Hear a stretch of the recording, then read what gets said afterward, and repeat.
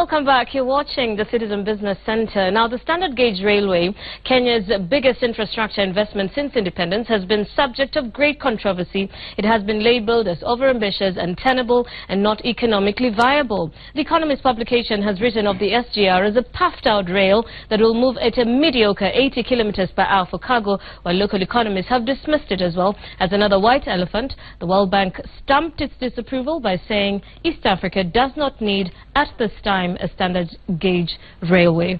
So what is the way forward, and where are we as far as the SGR is concerned? We've got with us in studio Atanus, Maina, the Managing Director of Kenya Railways. Thank you so much for making time to be on the Business Center. I think the first thing I'd like to ask is a response, to all these critics, and especially the economists who say at this time other countries are getting fast bullet trains, yet we're going for a mediocre 80 kilometer per hour train. What is your response to that? Thank you very much, Terian, for inviting me for this discussion. The standard gauge railway project is on course in terms of the implementation. But just to start, in my response to the issues raised by the economist, the first thing we need to state is that standard gauge railway is not a technology that is new to Kenya. It is a technology which is being used by 70% of the world railways.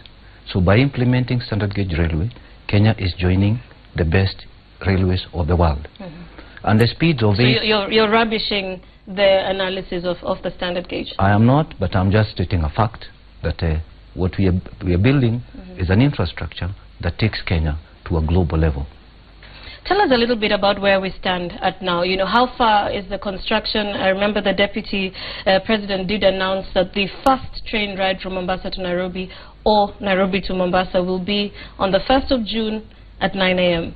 So how far is the project along?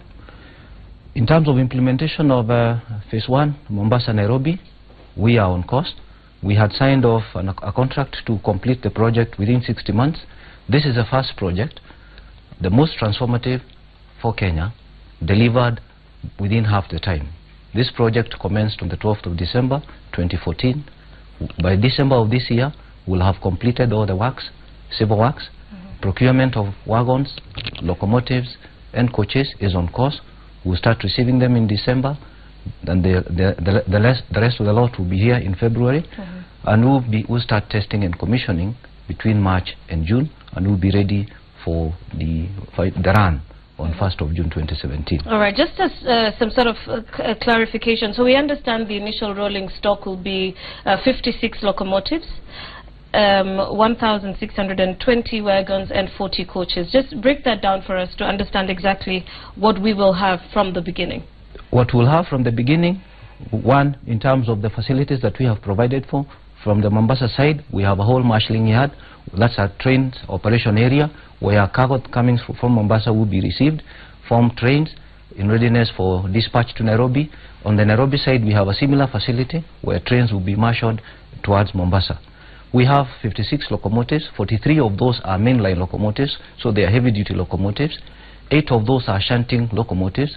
Shunting locomotives are those that operate within a marshalling area to form trains, and we have 5 locomotives that will be used for passengers. The 5 locomotives have 40 coaches that will then run for passenger services, and then the 1,620 wagons will be spread out between flat wagons for containers and other box wagons to ferry other conventional cargo.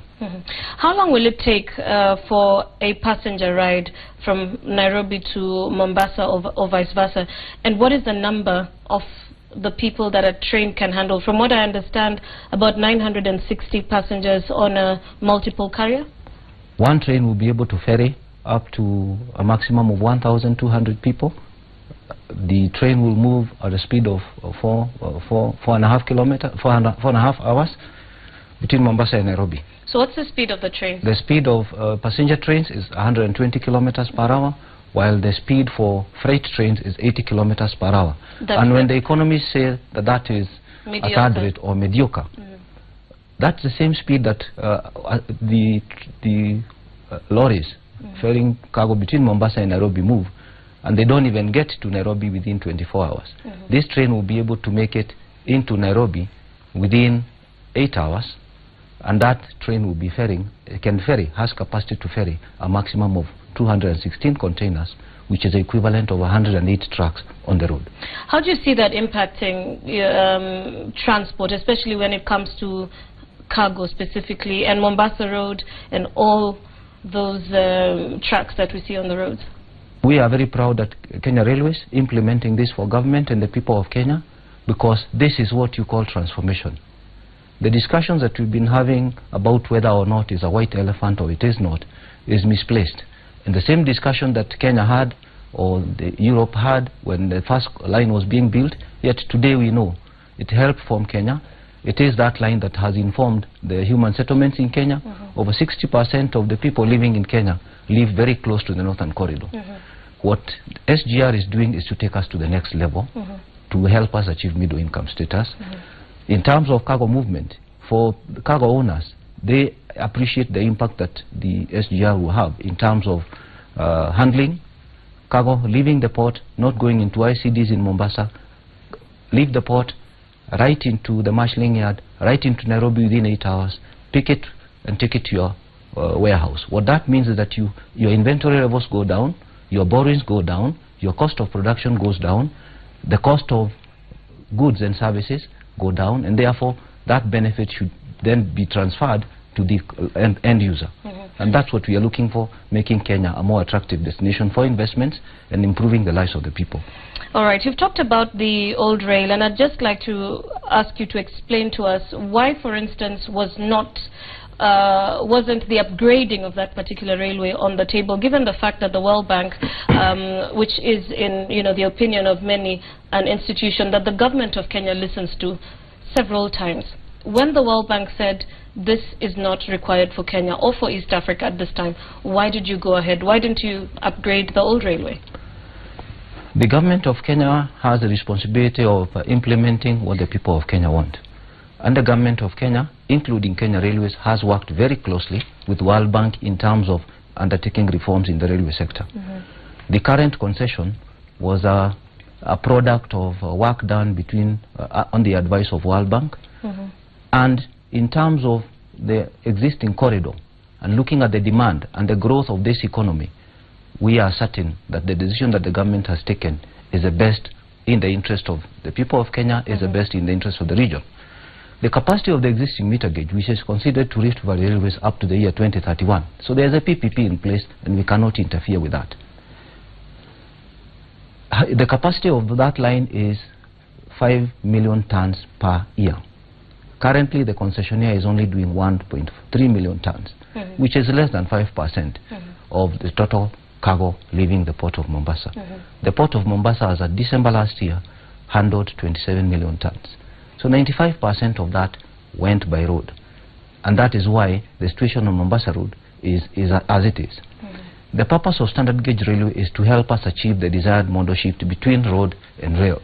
And we believe that in the next 5 years, SGR will have been able to offload from the road up to 50% of the cargo that ought to go by rail. And the capacity of SGR is 22 million tons per annum. And therefore it creates a lot more capacity, creates a lot more efficiency, which the meter gauge is not able to do. And in terms of upgrading it, you require not less than 100 billion Kenya shillings to upgrade it, only for it to move 5 million tons. It doesn't make sense. All right. With all due respect, I know you did say that the Kenyan government is doing what the Kenyans want. So I guess it's one thing to say this is what the Kenyans want, but it's another thing to actually hear what they're saying. Okech Lennox, would it not be economical to upgrade the old railway and save the money? Well, maybe you have explained that a bit.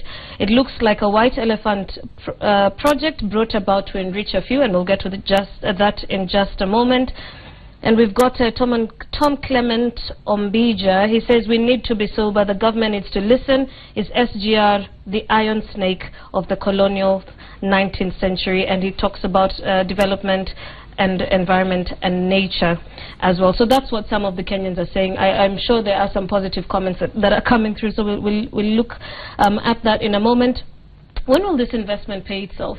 There's conversation around the fact that it is a long-term investment. It will serve this country for years, but there's also the side that in another 10-15 years, the world will be moving faster, and what we have invested today may not catch up as fast. When will this investment pay off? The investment in the railway infrastructure, and that's why across the world is undertaken by governments, is a socio-economic infrastructure. It's supposed to spur economic growth. So you don't look at it from a return on investment perspective. But we believe that from the 4th year, the line should start being able to pay for itself in terms of the loan obligations that we have. It will cater for its operations and maintenance. And beyond that, then, having brought down the cost of production, the cost of doing business, it will have created a lot of more opportunities for people to do business. And that's what infrastructure is for. We have not asked how much Thika Road, whether Thika Road has paid for itself. We are not asking ourselves whether the meter gauge paid for itself. But we know what that infrastructure has done to change the country. Tell us about the issues around the national park and what exactly you're doing, and when can we expect a way forward on that? As far as the national park is concerned, from phase 1, you are aware that we have crossed through Tsavo National Park about 133 kilometers. And what we did while traversing Tsavo National Park, sitting with KWS, we first identified what are the key animal migratory corridors that need to be preserved. And on those corridors, we have built bridges, we have built underpasses, and today we can confirm, because it has been tested, it has been checked even by KWS and other NGOs, that animals have actually begun to use the corridors as has been provided for by the contractor. Now, coming to phase 2, where there is a lot of discussion going on. Yes. The discussion for phase 2 would start from Nairobi, where the phase 1 terminates, at Nairobi Marshalling Yard, which is just near Syokimau. That is the exit point for cargo going westwards out of Nairobi into the region, into Uganda, into Rwanda, into DRC. So that's where the marshalling yard is for cargo that will be marshaled out of Nairobi. And on that location, we have tried to explore all possibilities, looking at various aspects that are critical. One, from what does it entail land compensation, exiting Nairobi? What does it entail displacing so many people?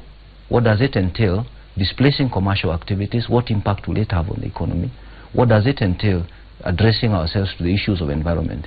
So are we saying the easiest way out is to take it through the national park? It's actually not the easiest way out. It is the decision that has been made and that we are following through is a decision that is in the best interest of Kenya in terms of supporting infrastructure development and sustainability of our environment. All right. We are proposing to build a bridge across the national park, 6-kilometer bridge across the national park. Very expensive, in excess of 50 billion Kenya shillings. How high up will it be? The lowest point would be 8 meters, so even a giraffe can pass through. The highest point would be 41 meters. The average is 18 meters. That makes it possible for animals to move through freely, and we believe that the only impact will be during construction, which we intend to complete within 18 months and restore, working closely with the KWS and the National Management Environmental Authority. We have looked around the world. Although we are the only park, we are the only country that has a park we have looked across the world. We have 5 examples from America. We have examples in Australia. We have examples in the Kruger National Park in South Africa. We have examples in Zimbabwe. We have our own example at Tsavo, where animals barely a year after construction are using those parts. All right. That's a discussion we need to have, and go beyond the SGR discussion, get a serious or more weighted discussion about how to preserve the national park. In our view, the biggest problem about national park, Nairobi National Park, is that we've blocked the migratory corridor in Kitengela, in the river area. Animals are no longer able to move, and that's really the issue that we need to address ourselves to. Okay, but that will be addressed, I'm sure, in another forum. As we wind up, where does SGR sit in the regional context? There's a lot happening, a lot of regional shifts. Burundi making its different decisions, Rwanda making different decisions, Tanzania making decisions that will impact what was the original master plan of SGR. Very quickly, as we wind up, what is the regional context, Sarah? The regional context is that each country is doing what it needs to do to implement its share of the SGR development. We are implementing what has been agreed to under the East African Railway Master Plan. So even when Rwanda or Burundi say they will start connecting from Tanzania, they're only looking at what is the easiest location to start connecting in order to promote their country in terms of business opportunities. But that is not to say they will not build their corridors to connect to the rest of the East African countries. That is the situation. We are working very closely with Uganda. We are signing a bilateral agreement shortly in order to approach the lenders, and that is going on well. We are working with Ethiopia to implement the Lapset corridor in order to make sure that there is integration in terms of business activities and social interactions between the people of the East African region. All right. I hope we had time to discuss Ethiopia, Djibouti, and the impact of that to regional trade and economics as well. But we have to end it there for now. Thank you so much for making time on the Business Center. We've been having Atanus Maina, the Managing Director of Kenya Railways, talking to us more about the standard gauge railway. We'll take a quick break. We'll be back to wind up the bulletin and to give you a little bit more from the business scene in a moment. Don't go too far.